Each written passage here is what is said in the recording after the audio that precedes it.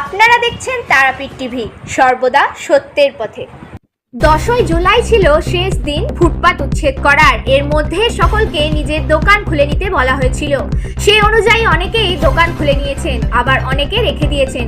সেগুলি সব বুলডোজার দিয়ে ভাঙতে শুরু করেছে কেন্দ্রীয় সরকার, রেল প্রশাসন এবং সাধারণ প্রশাসন। একসঙ্গে রেলের জায়গায় রেল এবং প্রশাসনের জায়গায় রাজ্য সরকারের তরফ থেকে ফুটপাত পরিষ্কার করা হচ্ছে।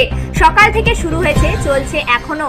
রেলের তরফ থেকে আরপিএফরা গুলিয়া নিয়ে তাদের জায়গায় দখল করা গুন্টি বা দোকান সবকিছুই বুলডোজার দিয়ে ভেঙে ফেলেছে।